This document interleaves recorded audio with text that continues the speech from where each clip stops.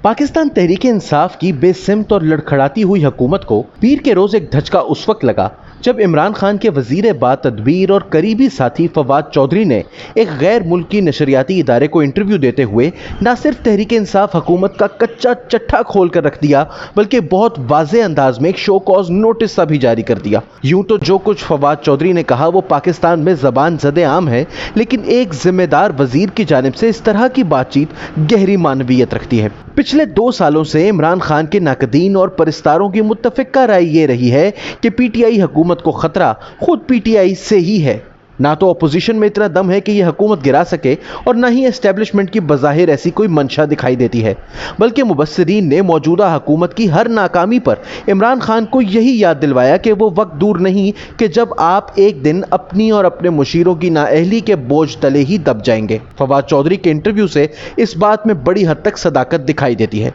इस इंटरव्यू के आगाज में ही फवाद चौधरी ने पीटीआई हुकूमत की नाकामी का करीब करीब एतराफ़ भी कर लिया और एक गैर रिवायती अंदाज में अपनी हुकूमत का गैर जरूरी दिफा करने से गुरेज किया। कोरोना वायरस की वबा से पहले पाकिस्तान एक शदीद मुआशी और मालियाती बहरान का शिकार था और बकौल फवाद चौधरी इस बुरे वक्त में इमरान खान के नौरतन एक दूसरे की टांगे खींचने में मसरूफ थे। शायद फवाद चौधरी की जहांगीर तरीन और असद उमर के दरमियान चपकलिश मुबालगे पर मबनी हो, लेकिन इस बात से इनकार मुमकिन नहीं कि अव्वल दिन से ही जहांगीर तरीन और असद उमर इक्तदार में अपने हिस्से और इमरान खान की कुर्बत के दावेदार थे और उन्होंने इस फसाद फी सबीलिल्लाह को जारी रखने में कोई कसर उठा नहीं रखी। यूं तो पार्टियों में धड़ेबंदियां और जाती अनाद कोई गैर मामूली बात नहीं, लेकिन जब मुल्क का यह हाल हो कि इसकी मईशत 70 साल में बदतरीन हाल में पहुंच चुकी हो और तमाम किए हुए वादों से फिरना पड़ रहा हो, तो उस वक्त इस तरह की रस्साकशी पाकिस्तान में बसने वाले करोड़ों मजबूर और महकूम लोगों के साथ एक घिनौना मजाक है।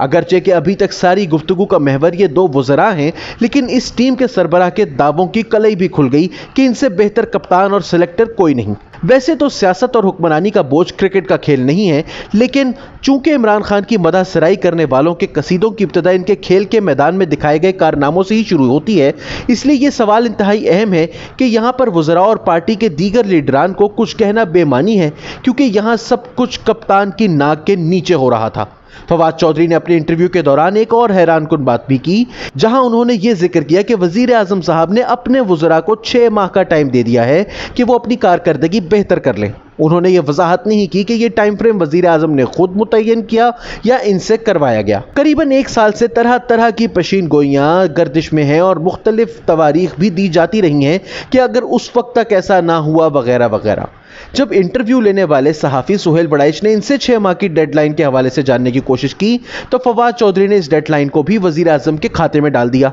हालांकि अब यह बात ढकी छुपी नहीं कि पाकिस्तान की मुक्तदिर कुव्वतें अपनी पसंदीदा हुकूमत से ज्यादा खुश दिखाई नहीं देती, जिसका बरमला इजहार फवाद चौधरी साहब ने अपने इस इंटरव्यू में दोहराया। एक वक्त वो भी था कि अवाम को बताया जाता था कि इमरान खान साहब इस कदर ईमानदार हैं कि फौज इनकी ईमानदारी की वजह से इनके पीछे खड़ी है, और 23 माह के रिकॉर्ड के बाद खान साहब के वजीर बातदबीर यह एतराफ़ कर रहे हैं कि अफवाज पाकिस्तान के पास इमरान खान के अलावा कोई ऑप्शन नहीं है। उनका कहना था कि अगर उनकी काबीना की कारकर्दगी अच्छी नहीं तो अपोजिशन में भी कोई ख़ास सलाहियत नहीं दिखाई देती।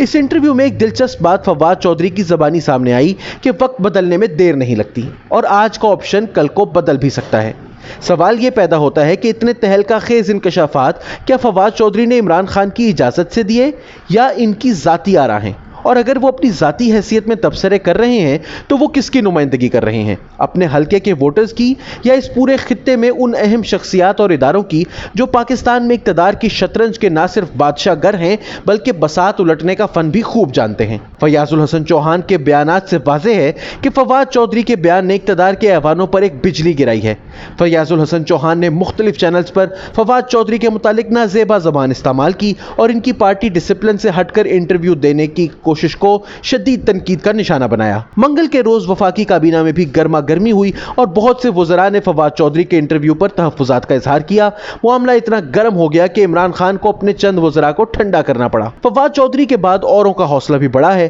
और फैसलाबाद से पीटीआई MNA राजा रियाज ने न सिर्फ वजीर आजम के मुशीर तिजारत अब्दुल रज़ाक दाऊद को तनकीद का निशाना बनाया, बल्कि यहां तक भी कह दिया कि अगले इलेक्शन में पीटीआई को इनकी वजह से नुकसान होगा और यह पार्टी किसी भी सूरत फिलहाल حال دوبارہ الیکشن جیتنے کی پوزیشن میں نہیں۔ چند مبصرین کا یہ بھی کہنا ہے کہ جہانگیر ترین اور عمران خان کے اختلافات جو حال ہی میں سامنے آنے والے چینی اور آٹا اسکینڈل کی بنا پر عمران خان سے خفا ہیں اور آج کل خاموشی سے لندن میں اپنے مستقبل کے داؤ پیچ پر غور کر رہے ہیں۔ کیا اس انٹرویو کا سلسلہ ترین صاحب کی مقتدر قوتوں کے ساتھ شناسائی اور ان کے بے پناہ سرمایہ کا ایک اور مظہر ہے، یا یہ ابھی صرف عمران خان کو ایک پیغام پہنچانے کا عمل ہے؟ آنے والے ہفتوں میں یہ قضیہ بھی کھل جائے گا اور اگر اسٹیبلشمنٹ نے کچھ فیصلے کر لیے ہیں تو ان کی بھی نشاندہی جلد ہو جائے گی۔ ماضی قریب میں بلوچستان کی صوبائی سیاست ایک ٹیسٹ کیس بن چکی ہے۔ جب وہاں ہلچل کا آغاز ہوتا ہے تو اس کا براہ راست اثر اسلام آباد پر بھی ہوتا ہے، اور باخبر ذرائع کا کہنا ہے کہ بلوچستان میں تبدیلی کا سفر شروع ہو چکا ہے۔